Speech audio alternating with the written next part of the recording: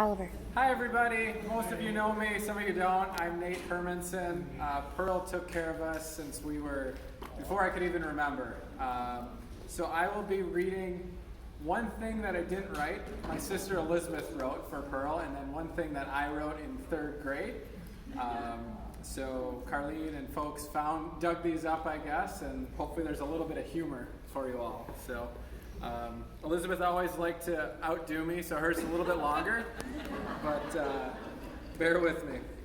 So this is what Elizabeth wrote. I was scared half out of my mind, but still so excited as I entered Mrs. Melbo's kindergarten classroom that first day. We all joined in a circle, sitting Indian style, on the gigantic square of carpet to meet the little people who would become our new friends. Hello, boys and girls, she said. I am your teacher, Mrs. Melbo. I'd really like to get to know all of you, so why don't we go around the circle, and you can tell me your name and who your hero is. And thus we began. Tamra, New Kids on the Block. James, Garfield. George, my dog. Jody, my mom. Then it was my turn. Elizabeth Hermanson? I said proudly, Pearl. 13 years have passed since our first day of kindergarten, and we are still being asked, still in our senior year of high school, who our heroes are. My answer hasn't changed. Elizabeth Hermanson, my hero is Pearl. A hero is a person who somehow manages to see the good in those certain people who drive everyone else crazy. It is a person who has experienced bad times, but instead of letting those times defeat them, they've used them to build character and shape who they are today. It is one who isn't perfect and is not always right and will admit to their mistakes and flaws. But most of all, Pearl is a real person who gives unconditionally comfort, love, and wisdom. Pearl isn't concerned what others think. We all know that to be true. She simply does what she sees as the right thing to do.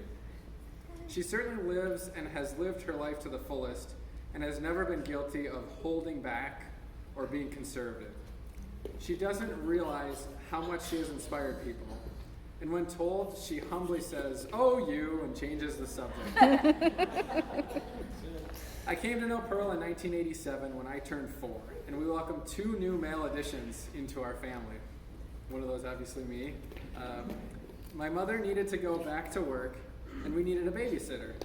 At first, Pearl wouldn't take the job. She said, "No, I don't take care of children. I take care of people who are dying in the hospital." However, my mother, being the persistent woman that she is, kept calling, and eventually, Pearl gave in. She arrived at our house the first day, and I remember being frightened of her because she had this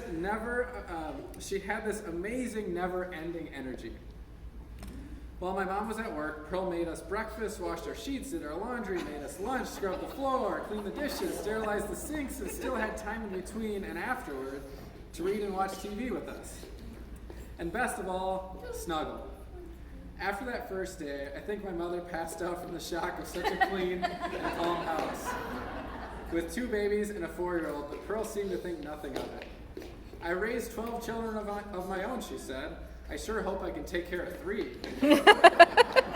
Needless to say, Pearl continued coming.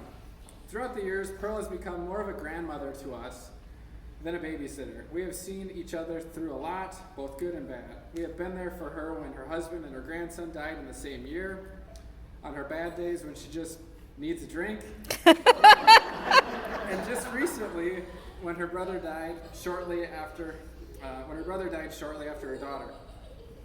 We've also been there to hear her excitement when her first and second and third, etc., great-grandchild was born, for her daughter's wedding, and for her good days when she is ready to party. But for all those times, she has returned the favor tenfold. More times than I can count, she has been a shoulder to cry on. Whether it has been a dispute with my parents or when my grandpa died, she has been there, always with comforting words of wisdom, and so much love a person could drown in it. Pearl has come to every concert, sporting event, birthday party, anything that my brothers or myself are involved in, and loves it all. Pearl is probably the most accepting person that I know. She is 78 years old, although we can't be sure about this as she doesn't want to have any more birthdays. She wants a tattoo and a red blazer. Well, most people of her age and many people younger will stand aghast at the sight of a rebel teenager who has dyed their hair or let it all grow out in dreadlocks or has numerous piercings. Pearl just smiles and says, "Well, that's sure different." Or, "Hey, that's neat. I should try that with my hair, don't you think?" Sometimes she'll even go up and talk to the person and ask them how they did their hair, or if their tongue piercings hurt, or how they blow their nose with that ring in there. When they tell her, she says, "Oh, well, you learn something new every day." Pearl still comes to our house once a week, and it's such a treat to see her, especially in the summer when she takes us out to lunch. I know we'll always be welcome in her house, just as her 12 children, 26 grandchildren, and her ever-growing number of great-grandchildren are. She will always have a special place in my heart, and I know that everyone in my family has a special place in hers. She has been such an inspiration, and I hope to have picked up at least a few of the traits that she has displayed to me. Pearl has been and always will be my hero.